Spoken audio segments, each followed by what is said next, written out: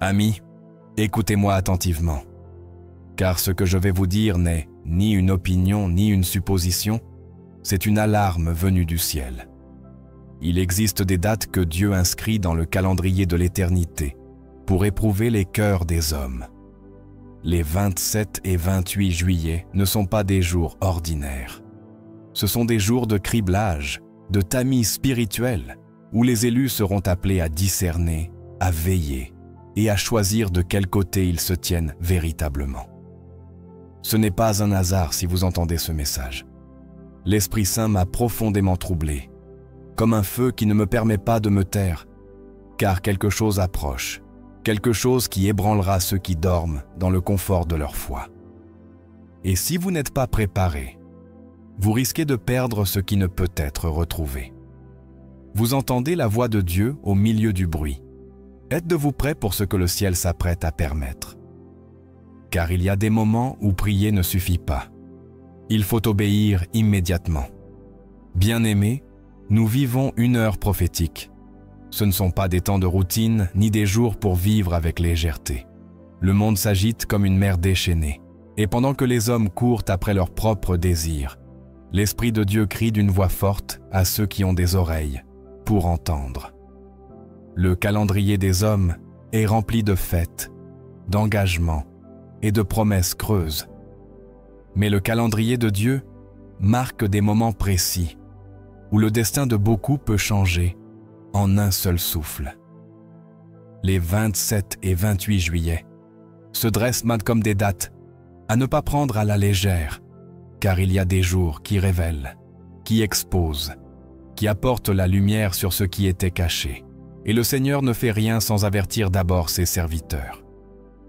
La Bible déclare: « Rien n'est caché qui ne doive être révélé, ni secret qui ne doive être connu. » Matthieu 10, 26. En ces jours marqués, de nombreux cœurs seront mis à l'épreuve, non par châtiment, mais par miséricorde, pour réveiller ceux qui dorment encore, pour éloigner les élus des pièges de l'ennemi. Je ne suis pas ici pour vous divertir ou vous apaiser avec des paroles douces. Je suis ici parce que le ciel a lancé un avertissement. Et si vous l'ignorez, vous ne pourrez pas dire que Dieu n'a pas parlé. Comme au jour de Noé, beaucoup se moquaient, se mariaient, construisaient et planifiaient jusqu'à ce que l'eau touche leurs chevilles. Mais Noé a obéi quand il ne pleuvait pas. Il a obéi quand tous le traitaient de fou. Et vous? Reconnaissez-vous le son du tonnerre spirituel qui approche? Savez-vous discerner l'heure de votre visitation? Ce message n'est pas pour tout le monde. Il est pour les élus, ceux que l'Esprit a préparés en silence, dans le désert, dans l'épreuve. Car ce ne sont pas tous ceux qui disent « Seigneur, Seigneur » qui entreront, mais celui qui fait la volonté du Père. Matthieu 7, 21. Avec une crainte révérentielle, je vous invite à ouvrir votre cœur, car ce qui vient n'est pas humain, mais un appel du ciel. La trompette a déjà commencé à sonner. L'entendez-vous? Les Écritures nous enseignent que Dieu n'agit pas sans dessein, et qu'avant tout jugement, il y a un silence. Un silence qui n'est pas une absence, mais un avertissement. Apocalypse 8. 1 déclare: Lorsqu'il ouvrit le 7e sceau, il se fit dans le ciel un silence d'environ une demi-heure. Quel genre d'événement pourrait faire taire des millions d'anges, arrêter les trompettes et faire cesser les chants célestes? C'est le silence qui précède le jugement. Ce silence pèse comme du plomb sur les cœurs sensibles, mais les cœurs endurcis ne le ressentent pas, car ils ont perdu le discernement. Et aujourd'hui, ce même silence descend sur la terre. Ce n'est pas un silence de paix, mais un silence de miséricorde, offrant une dernière chance. Les 27 et 28 juillet ne seront pas des jours ordinaires. Ils ne sont marqués par l'homme, mais par le ciel. Ce sont des jours qui portent un poids spirituel invisible, mais réel.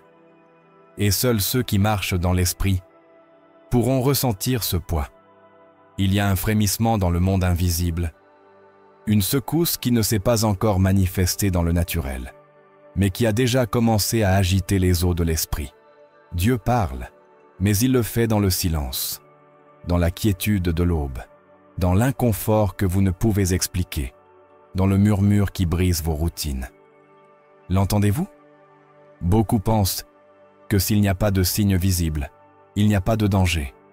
Mais c'était dans les jours précédant le déluge que la terre semblait calme. Il ne pleuvait pas, il n'y avait pas de tonnerre, pas de chaos. Pourtant, dans le ciel, la coupe du jugement était sur le point de se déverser. Matthieu 24, 38 nous rappelle « Car comme dans les jours avant le déluge, les hommes mangeaient et buvaient, se mariaient et donnaient en mariage, jusqu'au jour où Noé entra dans l'arche. L'avertissement était là, mais il fut ignoré. Le jugement est arrivé, et seuls ceux qui ont répondu au silence ont survécu. » Pourquoi les 27 et 28 juillet sont-ils des dates critiques? Dieu a commencé à marquer les siens, non pas avec des signes sur le front, mais avec une sensibilité spirituelle que tous n'ont pas. Ceux qui entendent cette parole et ressentent un fardeau dans leur esprit, ne le rejetez pas, ne l'éteignez pas. C'est l'Esprit Saint qui vous réveille avant le tumulte. Car ce qui se passe les 27 et 28 juillet, pour les yeux naturels, est destiné aux cœurs éveillés. Il y a des décisions à prendre, des pactes à briser, des péchés à confesser avant que le jour n'arrive. Il y a des foyers qui seront préservés uniquement s'ils nettoient leurs autels aujourd'hui. Il y a des familles qui seront protégées uniquement si elles se détournent aujourd'hui du péché caché. Ce n'est pas un appel émotionnel, c'est une alarme prophétique. Car lorsque Dieu se tait, c'est que sa main est déjà étendue. Joël 2:1 déclare « Sonnez de la trompette en Sion, faites retentir l'alarme sur ma montagne sainte. Que tous les habitants du pays tremblent, car le jour de l'Éternel vient, car il est proche. » Et ce jour pourrait commencer par le silence que vous ressentez en ce moment. Quand le ciel marque des dates, le sage s'arrête. Il ne s'agit pas de superstitions ni de calendriers astrologiques. Il s'agit d'un Dieu souverain qui gouverne les temps et les saisons, qui établit des jours de visitation, de correction et de jugement. Tous les jours ne sont pas égaux devant le trône de Dieu. Il y a des jours ordinaires et des jours prophétiques. Il y a des moments où le ciel descend avec un poids, et celui qui a du discernement le ressent dans ses os. Genèse 18, 14 demande « Y a-t-il quelque chose d'impossible pour l'Éternel? Au temps fixé, je reviendrai vers toi, et selon le temps de la vie, Sarah aura un fils. » Dieu n'agit pas hors du temps. Il agit dans des temps marqués. Et lorsqu'il désigne une date, ce n'est pas pour impressionner, mais pour réveiller. Les 27 et 28 juillet n'ont pas été choisis par des émotions humaines ni par le bruit des réseaux sociaux. Ce sont des jours que l'Esprit a commencé à mettre en lumière dans l'ombre, car des cycles spirituels se ferment, des portes se scellent, et d'autres s'ouvriront, mais pas pour tous. Dans le calendrier des hommes, ce ne sont peut-être que 2 jours de plus dans le mois, mais dans le calendrier de Dieu, ce sont des jours de définition. Quelque chose d'invisible se prépare à être révélé. Une ligne est tracée dans l'esprit et beaucoup ne la verront pas, car ils sont trop occupés par le visible. Dans Exode 12, Dieu donne à Moïse des instructions précises pour marquer la Pâque. « Ce mois sera pour vous le commencement des mois, il sera pour vous le premier des mois de l'année. » Exode 12, 2. Pourquoi? Parce que ce jour, bien qu'il semblât ordinaire pour l'Égypte, serait éternel pour Israël. L'ange de la mort passerait dans les rues, mais les maisons marquées par le sang seraient préservées. La date n'était pas une coïncidence. Elle était à la fois jugement et rédemption. Aujourd'hui, beaucoup sont sur le point de vivre une nuit semblable, où l'ange passe, où les fidèles sont protégés et les indifférents tombent dans la confusion. Et l'appel est clair. Assurez-vous que votre maison est marquée par l'obéissance, la pureté et le sang de l'agneau. Le ciel lance des avertissements, non pour effrayer, mais pour préparer. Dieu ne veut qu'aucun ne périsse, mais que tous parviennent à la repentance. 2 Pierre 3,9. Mais tous n'écoutent que pas.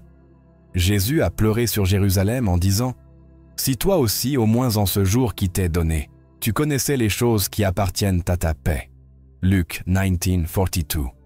Pourquoi? Parce que Jérusalem a ignoré son jour marqué. Elle avait l'apparence de la dévotion, mais son cœur était endurci. Aujourd'hui, l'Esprit dit la même chose à beaucoup de croyants. Si seulement vous reconnaissiez que c'est votre jour. Ce n'est pas une coïncidence si vous entendez ce message. Ce n'est pas un hasard si quelque chose vous trouble en entendant ces dates. Le ciel parle. Êtes-vous attentif? Ou continuerez-vous à dormir lorsque le jour marqué passera? Car dans les temps de Dieu, celui qui ne discerne pas périt, et celui qui obéit vit. Veillez et priez. Ce n'est pas une suggestion, ce n'est pas une option. C'est un ordre urgent du Maître, un cri désespéré du ciel à une Église qui s'est habituée à dormir pendant que la guerre spirituelle fait rage. Jésus n'a pas dit « Travaillez plus ou parlez plus » lorsque l'heure la plus sombre est arrivée. Il a dit « Veillez et priez afin de ne pas entrer en tentation. L'esprit est prompt, mais la chair est faible. » Matthieu 26:41. Pourquoi? Parce que dans l'heure de l'épreuve, ce ne sont ni les émotions ni les talents qui vous soutiendront. Ce sera votre intimité avec Dieu. Les 27 et 28 juillet s'approchent comme un sun, comme un nuage dense, et celui qui ne veille pas sera pris par surprise. Veiller. Qu'est-ce que cela signifie? Cela signifie être éveillé dans l'esprit, sensible au mouvement de Dieu, attentif aux pièges de l'ennemi. Celui qui veille ne s'endort pas dans le confort du monde. Celui qui veille ne négocie pas avec le péché, ni ne flirte avec la tiédeur. Et prier, ce n'est pas répéter des mots vides, c'est rester connecté à la voix du Père, c'est crier de ses entrailles, c'est intercéder avec des larmes pour votre famille, votre nation, votre propre âme. Car l'heure de l'épreuve n'avertit pas avec des trompettes, elle arrive simplement. À Gethsémane, Jésus était angoissé jusqu'à la mort. Le ciel était sur le point de s'obscurcir, le plan rédempteur était en jeu. Et que faisaient ses disciples? Ils dormaient. Ils dormaient pendant que le Sauveur saignait, pendant que le traître approchait, pendant que l'éternité tremblait. Et cette même scène se répète aujourd'hui. Alors que le monde se précipite vers un chaos prophétique, beaucoup de croyants continuent de dormir, divertis, distraits. L'ennemi n'a pas besoin d'attaquer les endormis, ils sont déjà vaincus. Mais ceux qui veillent, ceux-là, il les craint. Apocalypse 16:15 déclare « Voici, je viens comme un voleur. Heureux celui qui veille et garde ses vêtements, afin qu'il ne marche pas nu et qu'on ne voit pas sa honte. » Il y a un lien direct entre veiller et maintenir la pureté. Celui qui veille n'est pas seulement éveillé, il est vêtu de vêtements purs. Car celui qui ne prie pas finit par tomber, et celui qui ne veille pas finit par céder. Le péché ne commence pas par une chute, mais par une négligence spirituelle. L'heure de l'épreuve n'est pas future, elle est présente. Beaucoup sont tamisés en ce moment même. Des familles sont au bord de l'effondrement. Des alliances cachées sont révélées. Dieu secoue tout, de l'intime au plus haut. Et le seul véritable refuge n'est pas dans la préparation humaine, mais dans la vigilance spirituelle. Ce n'est pas le moment de prier par habitude, c'est le moment de prier avec feu, avec urgence, avec des larmes. Car celui qui prie dans le secret résistera en public, et celui qui veille aujourd'hui ne sera pas vaincu demain. L'ennemi ne craint pas les religieux, mais il tremble devant un juste à genoux. Car, lorsque le peuple de Dieu prie avec intelligence et veille avec une sainte crainte, l'enfer recule et le ciel s'ouvre. Et dans l'heure de l'épreuve, c'est ce qui fera la différence entre ceux qui tombent et ceux qui triomphent. Les 27 et 28 juillet ne sont pas des dates marquées par le hasard. Ce sont des jours de creuset. Et le creuset n'est pas un châtiment, c'est un outil divin. C'est le four où l'or est séparé des scories, la vérité des apparences, la lumière des ténèbres. Malachie 3:2-3 le déclare avec force. Qui pourra soutenir le jour de sa venue? Qui pourra subsister quand il paraîtra? Car il est comme le feu du fondeur, et il purifiera les fils de Lévi, il les affinera comme l'or et l'argent. Lorsque Dieu permet le creuset, ce n'est pas pour détruire, mais pour définir. Beaucoup ne comprennent pas qu'il y a des jours marqués où le ciel décide d'éprouver le cœur de l'homme. Non avec des paroles, mais avec du feu, non avec des discours, mais avec des circonstances qui exposent ce qui est caché. Ces jours ressemblent au four de Nabuchodonosor, le même feu qui consuma les soldats impies, glorifia les 3 jeunes fidèles. Le même feu qui révèle la présence du Fils de Dieu au milieu des flammes, révèle aussi qui a bâti sur le sable et qui a bâti sur le roc. Car dans le creuset, tout ce qui n'est pas authentique brûle. Les 27 et 28 juillet seront comme un miroir ardent. Ce ne seront pas des jours pour improviser une foi, mais pour démontrer quel type de foi vous possédez réellement. Car beaucoup marchent avec une apparence de lumière, mais à l'intérieur, il y a du mélange. Un mélange de vérité et de tromperie, de fidélité et de commodité, de consécration et de carnalité. Et le Seigneur, qui sonde les cœurs, permettra que la pression spirituelle de ces jours révèle ce qui est caché sous des couches de religiosité. Dans 1 Corinthiens 3:13, l'apôtre Paul avertit « L'œuvre de chacun sera manifestée, car le jour la fera connaître, parce qu'elle sera révélée par le feu. » Il y a un feu qu'on ne voit pas, mais qu'on ressent, une chaleur spirituelle qui enveloppe déjà ce que Dieu veut purifier. C'est inconfortable, c'est intense, mais c'est nécessaire, car il ne peut y avoir de gloire sans feu, ni de victoire sans épreuve. Et celui qui fuit le creuset ne connaîtra jamais la profondeur de la sainteté. Des foyers vont être mis à l'épreuve, des relations, des ministères, des décisions. Tout sera exposé sous le regard ardent de celui qui voit tout. Ce n'est pas pour humilier, mais pour purifier. Ce n'est pas pour détruire, mais pour séparer. Car Dieu ne mélange pas sa lumière avec les ténèbres. Il ne partage pas son autel avec des idoles. Et beaucoup portent son nom, mais continuent d'embrasser ce qu'il abhorre. Le creuset est la miséricorde ardente de Dieu.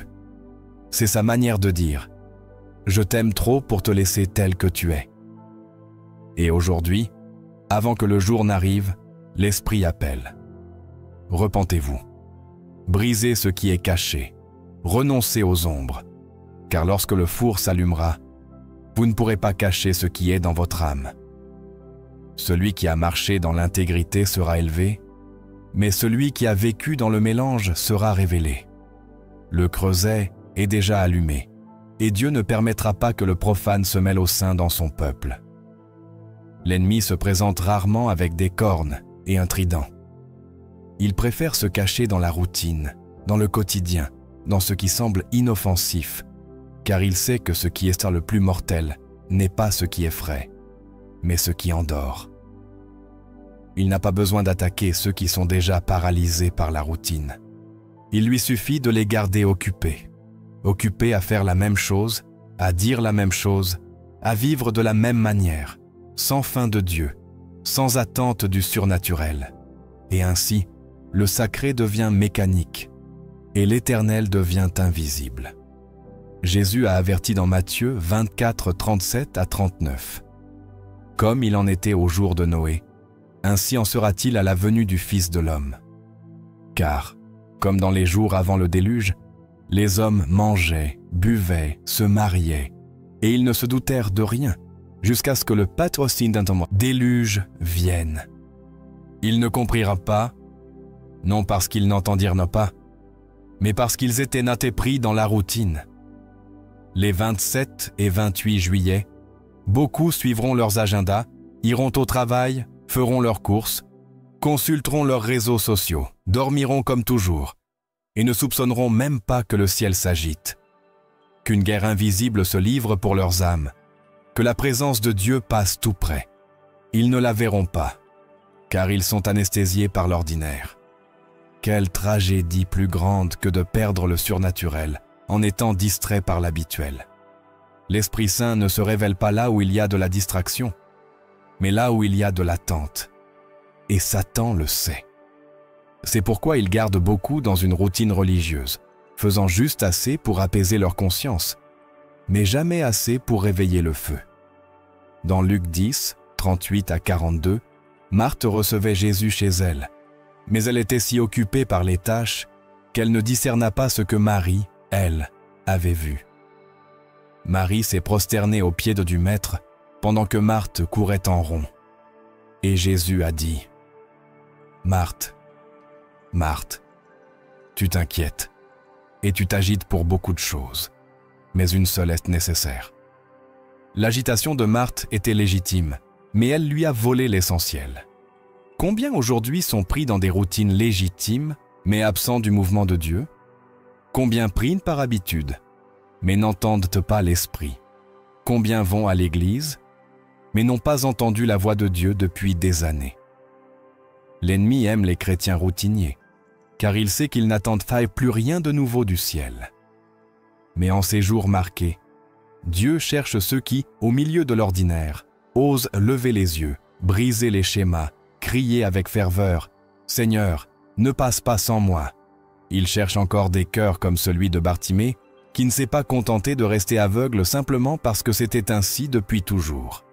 Il a crié, il a interrompu, il a clamé, et le Maître s'est arrêté. Aujourd'hui, le ciel se meut au milieu de ce qui semble normal, mais seuls ceux qui ont les yeux ouverts le verront. La routine n'est pas neutre. Elle peut être la cachette parfaite de l'ennemi. Et si nous ne nous réveillons pas maintenant, nous risquons de perdre le toucher de Dieu en préférant le confort de l'habituel. Car celui qui ne rompt pas avec la routine finit par résister au surnaturel. Il y a une bataille invisible qui rugit sur l'esprit et le cœur de cette génération, non par manque de voix, mais par confusion des fréquences. Aujourd'hui, il ne manque pas de prédicateurs, d'influenceurs, d'enseignants, de conseillers. Mais combien d'entre eux ont véritablement entendu le ciel? Combien parlent depuis l'intimité de l'autel et non depuis l'écho de leurs propres opinions? Jérémie 23, 21 déclare avec force : « Je n'ai pas envoyé ces prophètes, mais ils couraient. Je ne leur ai pas parlé, mais ils prophétisaient. » En d'autres termes, ils parlaient sans avoir écouté. Aujourd'hui, nous sommes entourés de nombreuses paroles, mais peu viennent de l'esprit, et au milieu de ce bruit, le peuple s'endort. Dieu a toujours eu des prophètes éveillés, des hommes et des femmes qui tremblent lorsque Dieu parle, qui pleurent face au péché, qui brûlent lorsque les autres se refroidissent. Mais à chaque génération, pendant que les prophètes pleuraient, le peuple dormait. Il dormait dans l'indifférence, dans la tiédeur, dans le confort d'une religion vide. Et savez-vous ce qui est encore plus dangereux qu'une société corrompue?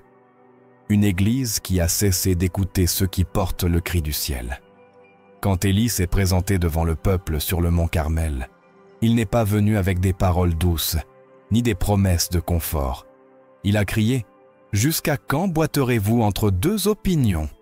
Si l'Éternel est Dieu, suivez-le. Si c'est Baal, suivez-le. » 1er Roi 18, 21. Mais la Bible dit : « Et le peuple ne répondit pas un mot. » Silence, apathie, indifférence. Giltask, prophète, était éveillé, mais les âmes dormaient. Aujourd'hui, c'est la même chose. Il y a des messages qui brûlent, qui confrontent, qui secouent, mais ils tombent sur des oreilles qui ne veulent plus entendre. L'ennemi a semé quelque chose de plus mortel que la persécution, le léthargie spirituelle. Il a endormi beaucoup de croyants avec un évangile de commodité, Et quand un prophète se lève pour réveiller le peuple, on le traite d'exagéré, de radical, de fanatique. Mais il ne réalise pas, n'est-ce pas, que Dieu l'a envoyé comme une trompette avant la tempête. Isaïe 30 a prophétisé cet esprit. Car c'est un peuple rebelle qui dit aux voyants, « Ne voyez pas », et aux prophètes, « Ne nous prophétisez pas des choses justes, dites-nous des choses flatteuses, prophétisez des illusions. » Le peuple n'a pas cessé d'écouter. Il a simplement choisi qui écouter. Et vous, qui entendez cette parole, qui écoutez-vous? Les voix qui vous apaisent au milieu du péché, ou celles qui vous réveillent pour que vous vous repentiez? Êtes-vous en train de suivre le bruit du divertissement ou le cri de l'esprit? Car les vrais prophètes ne caressent pas votre chair. Ils réveillent votre âme. Ils ne cherchent pas les applaudissements. Ils cherchent à vous ramener au Dieu vivant. En ces jours de juillet, l'Esprit lève ses sentinelles, des hommes et des femmes qui n'ont pas peur de dénoncer le péché, qui ne pactisent pas avec le monde, qui ne vendent pas leur message pour la gloire ou l'acceptation. Mais le danger n'est pas qu'il manque de prophètes. Le vrai danger est que le peuple ne veuille plus les entendre. Et lorsqu'une génération ferme ses oreilles à l'appel du ciel, elle finit par marcher aveuglément vers le jugement.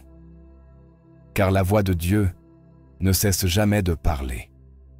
Elle cesse simplement d'être entendue par ceux qui préfèrent dormir. En ce moment même, dans l'invisible, une ligne est tracée que tous ne peuvent pas voir, mais que Dieu a établie avec clarté, une ligne qui sépare ceux qui sont scellés par l'Esprit de ceux qui sont marqués par le système de ce monde. Ce n'est pas une ligne politique ni culturelle, c'est une ligne spirituelle, et elle traverse les foyers, les églises, les cœurs. Éphésiens 1,13 le dit ainsi, « Vous avez été scellés du Saint-Esprit de la promesse ». Ce sceau n'est pas une étiquette religieuse, ni un simple témoignage extérieur. C'est la marque du ciel qui distingue le racheté, l'obéissant, le consacré. Mais en même temps, Apocalypse 13 parle d'une marque contraire, une marque que l'ennemi prépare et que beaucoup acceptent déjà, non avec de l'encre, mais par une conformité silencieuse au péché. Les 27 et 28 juillet sont des jours de décision, des jours où Dieu ne regarde pas ce que l'homme regarde. Pendant que le monde continue d'évaluer les apparences, les titres, les plateformes, Dieu observe les fronts, examine les cœurs, scrute les intentions, car le jugement commence par la maison de Dieu. 1 Pierre 4,17. Et dans cette maison, tous ne portent pas le sceau. Certains ont été marqués par la tiédeur, par une double vie, par l'amour du monde. Et bien que leur bouche dise « Seigneur, Seigneur », leur pas le nient. Ézéchiel 9 révèle une scène terrifiante. Dieu ordonne de marquer d'un signe sur le front ceux qui gémissent et pleurent à cause des abominations du peuple. Passe au milieu de la ville et mets un signe sur le front des hommes qui gémissent et qui pleurent.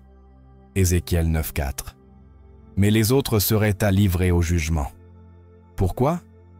Parce que le sceau du ciel n'est pas sur ceux qui se contentent d'assister au temple, mais sur ceux qui pleurent pour le péché, qui ne s'accommodent pas du mal, qui ne négocient pas la sainteté. Ce sont eux, les véritables scellés.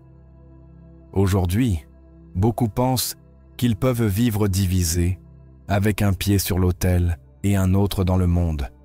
Mais la frontière que Dieu établit est invisible et définitive. Elle ne repose pas sur les émotions, mais sur l'obéissance. Elle ne se mesure pas par le nombre de followers, mais par la fidélité. Et cette frontière se trace maintenant, au milieu du bruit, au milieu de l'ordinaire. Car le jour viendra où le blé sera séparé de l'ivraie, et ce ne sera pas l'homme qui fera la division, mais l'ange du jugement. Dans Apocalypse 7,3, une voix clame « Ne faites pas de mal à la terre, jusqu'à ce que nous ayons scellé sur leur front les serviteurs de notre Dieu. » Et vous, avez-vous été scellés ou simplement marqués par les courants de cette époque? Car l'Esprit Saint ne scelle pas les indifférents, il scelle les rendus. ceux qui sont morts à eux-mêmes, ceux qui ont crucifié leur chair avec Christ. Et en ces jours prophétiques, le sceau du ciel sera votre bouclier, mais la marque du monde sera votre condamnation. La frontière s'élève comme un mur invisible entre la lumière et les ténèbres. Et bien qu'ils marchent encore ensemble, ils seront bientôt séparés. Car Dieu ne sera pas moqué et son sceau ne sera pas posé sur des vases impurs. Seuls ceux qui se séparent, qui se purifient, qui s'humilient, recevront ce sceau. Il y a des moments où le ciel ouvre ses fenêtres, mais il y a aussi des instants où l'enfer aiguise ses griffes. Car de même que Dieu a établi des temps saints, Satan a appris à imiter, à infiltrer et à exploiter chaque brèche de négligence spirituelle que le croyant lui offre sans s'en rendre compte. Les Écritures nous enseignent que le temps n'est pas neutre. Il y a des jours, des heures, des saisons marquées par Dieu pour la bénédiction, la correction ou le jugement. Ecclésiaste 3, 1 dit « Tout a son temps, et tout ce qui se fait sous le ciel a son heure. » Mais ce que beaucoup ignorent, c'est qu'il existe aussi des portes spirituelles dans le temps, des portails invisibles que l'ennemi attend avec impatience pour attaquer lorsque l'homme est le plus distrait. L'ennemi n'attaque pas au hasard. Il étudie les schémas, reconnaît les rythmes, détecte les moments où le peuple de Dieu baisse la garde. Nous le voyons clairement dans le cas du roi David. Ce n'est pas sur le champ de bataille, ni dans le jeûne, ni dans le temple, mais au temps où les rois sortent pour la guerre. 2 Samuel 11:1, que David est resté chez lui, et c'est alors que Satan l'a séduit dans le péché avec Bethsabée. Que s'est-il passé? David a ignoré une porte spirituelle du temps. Il s'est reposé quand il aurait dû combattre. Et l'ennemi le savait. C'est le piège. Lorsque le peuple de Dieu ne discerne pas le temps, l'ennemi s'empare de la porte. Il y a des heures nocturnes où l'esprit de l'homme est plus vulnérable. Il y a des aubes prophétiques où le cœur doit être en prière. Il y a des festivités spirituelles où le ciel descend. Mais si l'autel est froid, l'ennemi s'emparera de cette porte pour semer la confusion et la destruction. Le 27 juillet n'est pas simplement une date de plus. C'est une porte, une fenêtre, un appel divin ou une embuscade infernale, selon qui occupe votre autel ce jour-là. Et si l'autel est abandonné, l'ennemi s'en emparera. Jésus a pleuré sur Jérusalem en disant « Si toi aussi, au moins en ce jour qui t'est donné, tu connaissais les choses qui appartiennent à ta paix. » Luc 19:42. Ce qual, jour qui t'est donné, est une porte, un rendez-vous divin, une intersection entre l'éternité et le temps. Et si vous ne la reconnaissez pas, les larmes viendront. Car lorsque l'heure de la visitation est méprisée, l'heure de l'affliction s'active. L'ennemi n'a pas besoin de tout détruire d'un coup. Il lui suffit d'une fissure, d'une fête sans prière, d'un anniversaire sans couverture spirituelle, d'une nuit sans vigilance, et là, il plante sa graine. C'est pourquoi les Écritures nous ordonnent « Priez sans cesse ». 1 Thessaloniciens 5:17 et « Veillez et priez afin de ne pas entrer en tentation ». Matthieu 26:41. Être croyant ne suffit pas, il faut discerner le temps, car l'ennemi n'attaque pas seulement des lieux, il attaque des moments. Il attend le moment précis pour entrer par les portes que nous ouvrons par notre indifférence, nos traditions religieuses vides, notre manque de vigilance spirituelle. Et pendant que nous nous divertissons avec l'extérieur, il sème la mort dans l'éternel. Il y a une vérité que beaucoup ne veulent pas entendre, mais que l'Esprit Saint crie avec urgence à l'Église de ces derniers jours. Les élus seront éprouvés, non pour être détruits, mais pour être purifiés, non pour être abandonnés, mais pour être affinés. Car de même que l'or ne se forme pas dans des eaux calmes, la foi authentique ne naît pas dans le confort, mais dans le creuset ardent de la souffrance. 1 Pierre 1:7 déclare avec force « Afin que l'épreuve de votre foi, plus précieuse que l'or périssable qui est pourtant éprouvé par le feu, soit trouvée digne de louange, de gloire et d'honneur lors de la manifestation de Jésus-Christ. Le feu n'est pas un châtiment, c'est un processus. Mais ce processus révèle ce que les apparences ne peuvent nous montrer. Nous entrons dans des temps où une foi de parole ne suffira plus. La foi superficielle sera balayée. La religion sans feu sera brisée. Car l'Esprit de Dieu purifie les siens. Il élève une génération qui a été passée par la flamme du brisement et qui a appris à faire confiance à Dieu lorsque tout semble s'effondrer. Comment les reconnaître? Ce sont ceux qui ne renient pas leur foi lorsqu'ils se sentent seuls. Ce sont ceux qui continuent de prier lorsque le ciel semble silencieux. Ce sont ceux qui, bien qu'ayant perdu beaucoup, gardent les yeux fixés sur celui qui ne faillit jamais. Jésus l'a dit clairement dans Matthieu 24:13, « Mais celui qui persévérera jusqu'à la fin, celui-là sera sauvé. » Le salut n'est pas une course de vitesse, c'est un marathon de résistance. Et seuls ceux qui ont été formés par le feu pourront franchir la ligne d'arrivée. La génération de la fin ne sera pas une génération de temples somptueux, mais de cœurs enflammés. Elle ne sera pas connue pour ses foules, mais pour sa fidélité. Car le véritable élu ne se prouve pas dans les applaudissements, mais dans les larmes.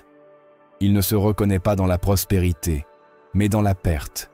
Il ne se forge pas dans le calme, mais dans la tempête. Beaucoup demandent, pourquoi Dieu permet-il cette douleur? Pourquoi cette maladie, cette trahison, cette épreuve sans fin? Et la réponse résonne depuis le ciel, comme un écho éternel. Parce que je t'aime trop pour te laisser tel que tu es. Le feu n'est pas un signe de rejet, c'est une preuve d'élection. Hébreux 12:6 le confirme. Car le Seigneur châtie celui qu'il aime, et il frappe de verge tout fils qu'il reconnaît. Si vous êtes sous l'épreuve, vous n'êtes pas seul. Vous êtes dans le processus du Père. Vous êtes préparé pour porter quelque chose de plus grand. Vous êtes dépouillé de ce que vous ne pouvez pas emporter dans l'éternité. Mais voici le danger. Beaucoup, en ne comprenant pas le but du feu, abandonnent avant l'accomplissement. Ils renoncent à la foi parce qu'ils ne supportent pas l'attente. Ils échangent leur leur couronne contre un moment de soulagement. Ils s'éloignent de l'autel juste au moment où le feu allait se transformer en gloire. Et l'ennemi le sait. C'est pourquoi il lance son attaque, la plus féroce, lorsqu'il voit l'or commencer à briller. Car le feu de Dieu ne révèle pas seulement, il dérange aussi les ténèbres. C'est pourquoi, aujourd'hui plus que jamais, il faut un peuple qui ne fuit pas le feu, mais qui marche à l'intérieur avec les yeux fixés sur le 4e homme, comme l'ont fait les jeunes Hébreux à Babylone. Car les véritables élus ne se contentent pas de survivre à l'épreuve, ils brillent en elle. Il y a des moments dans le calendrier spirituel où le ciel et l'enfer sont plus proches qu'il n'y paraît. Des dates où le monde célèbre dans l'ignorance, mais où le monde spirituel s'agite dans la guerre. Ce sont des jours marqués par les hommes, mais manipulés par l'ennemi. Des dates déguisées en culture, en tradition ou en simple divertissement, qui sont en réalité des portails de bataille spirituelle, où l'esprit de tromperie opère avec plus de force, cherchant accès, domination et contamination. Ce n'est pas une coïncidence si de nombreuses attaques au spirituel, dépression profonde, suicide, crise familiale et chute morale surviennent autour de certains jours de l'année. Car il y a des dates festives pour les hommes, mais qui sont des festins pour les démons. Et le peuple de Dieu ne peut plus ignorer cela. L'apôtre Paul a averti clairement dans 2 Corinthiens 2:11, afin que Satan ne prenne pas d'avantage sur nous, car nous ne sommes pas ignorants de ses desseins. Mais l'Église moderne a baissé la garde, a normalisé le profane, a célébré ce que Dieu abhorre, s'est laissé séduire par un esprit qui opère silencieusement, mais avec une précision chirurgicale. Cet esprit ne vient pas avec des cornes ni avec du feu. Il vient déguisé en lumière, avec des discours d'inclusion, des arguments de liberté, des festivals de couleurs. C'est le même esprit qui a trompé Ève avec des paroles douces, qui s'est présenté à Jésus dans le désert avec des versets bibliques déformés. C'est l'esprit de tromperie. Et cet esprit se renforce à des dates précises non parce qu'elles ont un pouvoir en elles-mêmes, mais parce que les foules leur ont donné autorité à travers des siècles d'idolâtrie, de sang innocent, de pactes et de coutumes contraires à la parole. Certaines dates sont devenues des jours de haute activité démoniaque. Le 31 octobre, le 13 de chaque mois, les solstices, les équinoxes, les carnavals et les festivités syncrétiques, mais aussi des dates qui semblent religieuses et qui, en réalité, sont un mélange de paganisme avec une apparence chrétienne. Et chaque fois que le peuple de Dieu participe sans discernement, il ouvre des portes qu'il implorera ensuite le ciel de fermer. Éphésiens 5:11 nous exhorte « N'ayez rien de commun avec les œuvres infructueuses des ténèbres, mais plutôt reprenez-les. » Pourtant, beaucoup de croyants non seulement participent, mais les promeuvent, puis se demandent pourquoi leurs enfants ne peuvent pas dormir, pourquoi l'oppression augmente, pourquoi les rêves deviennent sombres, pourquoi la foi se refroidit. Parce qu'ils marchent sur des territoires consacrés à d'autres dieux, croyant qu'ils plaisent au seul vrai Dieu. L'ennemi n'a pas besoin d'une grande porte, une fissure suffit. Et ces fissures s'ouvrent souvent lors des jours où l'attention spirituelle s'endort. Cet esprit est subtil, patient. Il n'entre pas avec violence, mais avec séduction. Il transforme le sacré en trivial, rend l'impur acceptable, modifie les symboles, prend l'encens des anciens autels et le mélange avec la musique moderne. L'esprit de tromperie sait que la meilleure façon d'éloigner un élu n'est pas par des blasphèmes, mais par des distractions. Et il le fait particulièrement lors des dates où la sorcellerie, l'occultisme et le satanisme s'organisent pour lancer des attaques massives.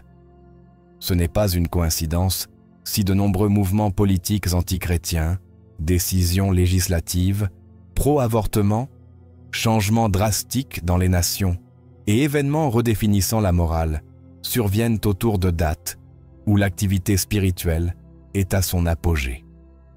Le prophète Isaïe l'a crié à sa génération. Malheur à ceux qui appellent le mal bien et le bien mal. Isaïe 5:20. Et cette même voix résonne aujourd'hui, car le peuple devient aveugle à l'évidence. Il y a des dates célébrées sur les places pendant que les cieux pleurent. Il y a des chansons chantées avec joie, pendant que les démons dansent sur les âmes endormies. Il y a des repas partagés en famille, pendant que des esprits impurs scellent des pactes invisibles. L'ennemi n'a pas besoin de se cacher lorsque le peuple ne veut plus voir. Et voici la vérité qui secoue. Lorsque l'esprit de tromperie s'installe, le discernement s'absente. Lorsque le peuple perd sa sensibilité spirituelle, il commence à justifier ce qu'il réprimandait autrefois. Il commence à célébrer ce qu'il détruisait autrefois par la prière. Il commence à appeler tradition ce qui est contamination. Et le plus tragique, c'est que beaucoup de leaders n'avertissent plus le troupeau. Ils se testent par peur de paraître démodés, par peur de perdre des followers, par peur d'offenser. Mais à quoi sert une église qui ne veille pas? À quoi sert une tour sans sentinelle? Jésus a été clair dans Matthieu 24:24, car il s'élèvera de faux Christ et de faux prophètes. Ils feront de grands prodiges et des miracles, au point de séduire, s'il était possible, même les élus. Vous rendez-vous compte du pouvoir de cet esprit? Il ne vient pas pour attaquer l'incrédule, il vient pour séduire l'élu. Et son outil favori est le calendrier. Ce que vous célébrez, vous l'autorisez. Ce que vous ignorez, vous le permettez. Ce que vous minimisez, vous le renforcez. Et beaucoup de familles sont détruites, non par manque de foi, mais par excès de tolérance. Des maisons entières sont liées à des malédictions qui ont commencé par des célébrations innocentes. Des générations sont piégées dans des cycles spirituels qui se réactivent chaque année avec des dates apparemment festives. Et pendant ce temps, l'Église moderne chante plus fort pour couvrir la voix de sa conscience. Mais l'Esprit Saint allume l'alarme, secoue ceux qui ont des oreilles, pour entendre, car les temps sont urgents. Car l'esprit de tromperie ne se cache plus, il s'exhibe. Et si le peuple ne se réveille pas, il sera emporté par le courant subtil de l'apostasie. C'est pourquoi l'appel d'aujourd'hui n'est pas à être plus religieux, mais à être plus saint. Il ne s'agit pas de revenir à des rituels vides, mais à une relation vivante avec l'esprit de vérité. Il s'agit de fermer les portes ouvertes, de rompre avec les anciennes alliances, de renoncer à tout symbole, parole, pratique ou date qui a été consacré à des dieux étrangers. Car Dieu ne partage pas sa gloire. L'autel ne peut être divisé. Le feu ne descend pas sur le mélange, et le temps du mélange est terminé. L'esprit de tromperie craint une chose: un peuple éveillé, un peuple qui ne se laisse plus guider par les émotions, mais par la parole. Un peuple qui jeûne là où d'autres célèbrent, qui veille là où d'autres dorment, qui adore là où d'autres dansent. Car ce peuple, même petit, a le pouvoir de déclencher des jugements et de libérer des générations. Là où il y a la sainteté, il y a l'autorité. Et là où il y a l'autorité, la tromperie recule. L'apôtre Jean nous a laissé un avertissement clair et urgent dans 1 Jean 4:1. Bien-aimés, n'ajoutez pas foi à tout esprit, mais éprouvez les esprits pour savoir s'ils sont de Dieu. Car plusieurs faux prophètes sont sortis dans le monde. Et aujourd'hui, plus que jamais, nous avons besoin de cette épreuve spirituelle. Cette évaluation qui ne se fait pas avec des yeux naturels, mais avec des genoux fléchis. Car l'esprit de tromperie ne craint pas les intelligents, il craint les brisés, il ne fuit pas les arguments, il fuit la lumière. Donc, si l'esprit vous montre que vous avez célébré certaines dates sans réfléchir, ne vous justifiez pas. Repentez-vous. S'il vous révèle que vous avez permis des pratiques par tradition sans consulter l'Esprit Saint, ne les rationalisez pas, rendez-les. Car les jours sont courts, les ténèbres s'intensifient, et seuls les purs verront Dieu. Lorsque la tempête rugit sur la terre, beaucoup courent à se réfugier, mais peu s'arrêtent pour écouter. Car il y a un cri au milieu du tonnerre, une voix qui n'est ni celle de l'homme, ni du vent, ni du temps. C'est la voix du Dieu vivant qui rugit depuis le ciel pour réveiller ceux qui dorment. Les 27 et 28 juillet, marqués par des signes spirituels que beaucoup ne comprennent pas, ne sont pas de simples dates dans le calendrier. Ce sont des portes prophétiques, des jours où le ciel parle et l'enfer crie aussi. Écoutons-nous la bonne voix? Dans le livre de Job, lorsque Dieu parle enfin depuis la tempête, il dit « Qui est celui qui obscurcit mes desseins par des discours sans intelligence? Où étais-tu quand je fondais la terre ?» Job 38, 2-4. La voix de Dieu dans la tempête n'est pas une suggestion murmureuse, c'est un cri saint qui secoue l'âme au milieu du chaos. Il n'est pas silencieux, il parle. Mais le problème n'est pas de savoir si Dieu parle, mais si vous écoutez. Car il y a des voix qui se déguisent. Il y a des échos de l'enfer qui sonnent comme des révélations. Il y a des murmures qui semblent apporter la paix, mais qui sèment la distraction. Et lorsque les jours marqués par Dieu arrivent, comme les 27 et 28 juillet, l'ennemi profite du bruit pour semer la confusion. Jésus a dit dans Jean 10, 27, « Mes brebis entendent battre ma voix, je les connais, et elles me suivent. » Il n'a pas dit que les brebis entendent toutes les voix. Il a dit qu'elles entendent sa voix. Et c'est précisément ce discernement qui s'est perdu dans beaucoup d'hôtels et de foyers. Il y a des chrétiens qui écoutent nada plus les réseaux sociaux que l'Esprit Saint. Il y a des pasteurs qui suivent plus les algorithmes que les Écritures. Où est l'Église qui reconnaît la voix de son Maître au milieu de la tempête? Les prophètes anciens savaient que certains jours n'étaient pas ordinaires. Isaïe parlait de jours de détresse et de confusion, de jours de tumulte et d'obscurité. Isaïe 22, 5. Ce sont des jours comme ceux-ci où Dieu veut séparer les sensibles des superficiels. Les 27 et 28 juillet ne sont pas fortuits.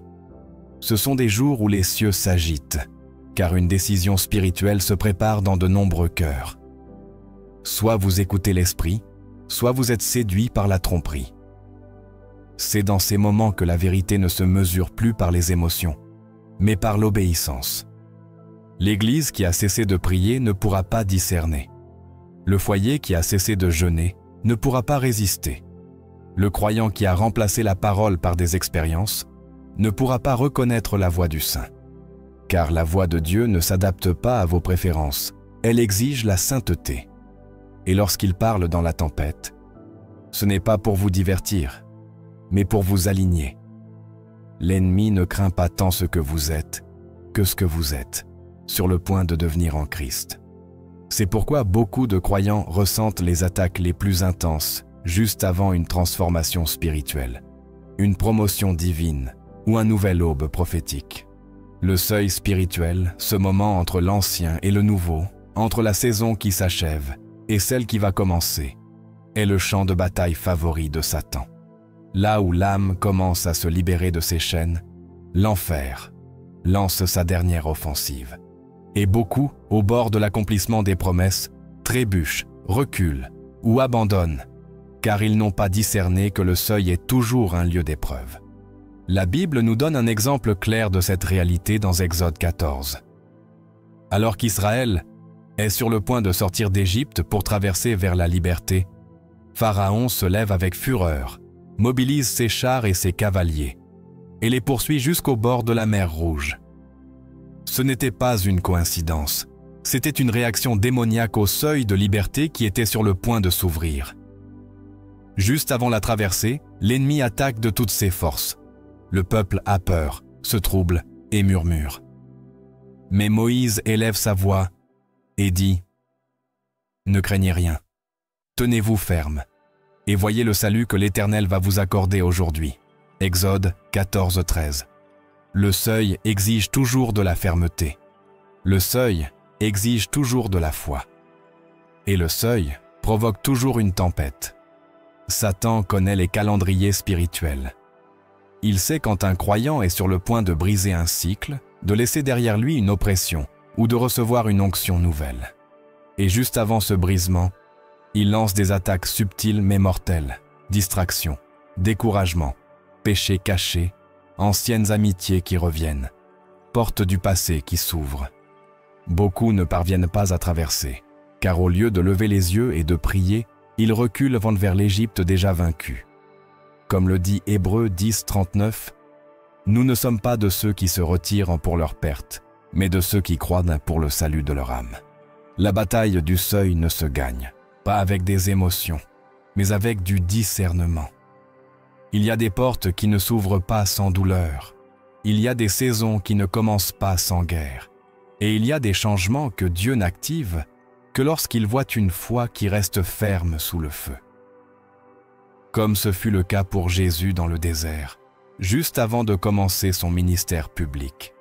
Il fut conduit par l'Esprit au désert pour être tenté. L'ennemi l'a affronté au seuil de son appel, mais il a vaincu, non par des cris ni des émotions, mais par la parole. Il est écrit.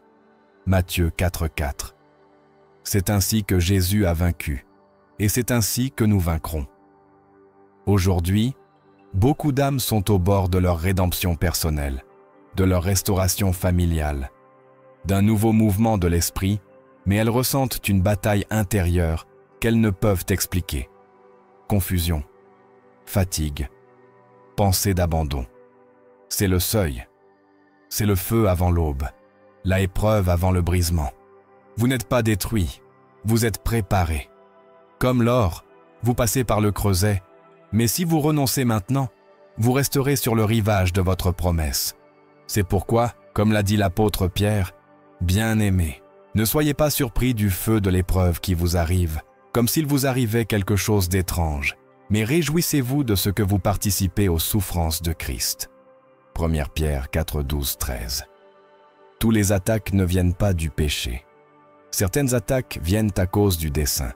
Certaines douleurs ne sont pas des châtiments, mais des accouchements. Certaines larmes ne sont pas des échecs, mais des semences.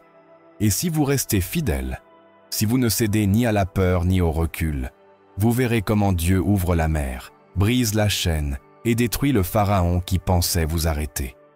Car au seuil, l'ennemi joue sa dernière carte, mais Dieu libère aussi sa plus grande puissance. Beaucoup de croyants sont attaqués à des dates précises, lors de moments clés de l'année, transition de saison, cycle prophétique, moment de guerre spirituelle collective. L'ennemi profite du léthargie spirituelle de beaucoup pour se faufiler avec le découragement, la division, l'oppression et la confusion. Mais le croyant rempli de l'esprit discerne les saisons. Comme les fils d'Issachar, il comprend les temps et sait ce qu'il doit faire. 1 de Chroniques 12, 32. Il ne se laisse pas manipuler par les émotions, mais par la vérité. Il ne se laisse pas influencer par l'attaque, mais répond par la louange, la prière et la guerre spirituelle.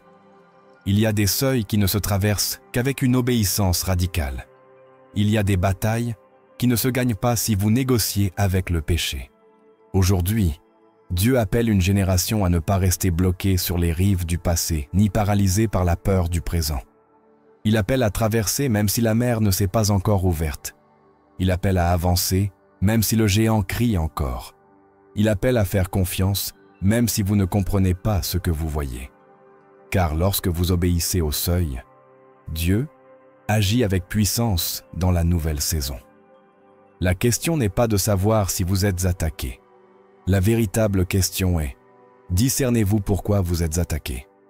Êtes-vous plus proche d'un nouveau niveau de foi, d'un nouvel appel, d'une restitution divine? Alors, préparez-vous. L'ennemi n'attaque pas les terrains stériles. Il attaque les ventres qui sont sur le point d'accoucher. Il attaque les foyers qui sont sur le point de voir le salut. Il attaque les autels qui sont sur le point de s'enflammer avec le feu du ciel. Et c'est pourquoi, aujourd'hui, l'Esprit de Dieu vous appelle à vous réveiller, à prier à l'aube, à fermer les portes de l'âme que vous avez laissées entr'ouvertes, à rompre avec toute association toxique, à déclarer un jeûne lorsque le ciel est silencieux. Car le seuil n'est pas un lieu pour dormir. C'est un lieu de guerre, un lieu de définition. C'est l'endroit où Dieu sépare ceux qui parlent de ceux qui vivent, ceux qu'il prêche. Et seuls ceux qui traversent avec foi verront la terre qui ruisselle de lait et de miel. Si vous êtes dans la bataille du seuil, ne craignez pas. Levez la tête, comme le Seigneur le dit dans Luc 21-28. Redressez-vous et levez la tête, car votre délivrance approche. Dieu ne vous a pas amené jusqu'ici pour que vous mouriez à la porte.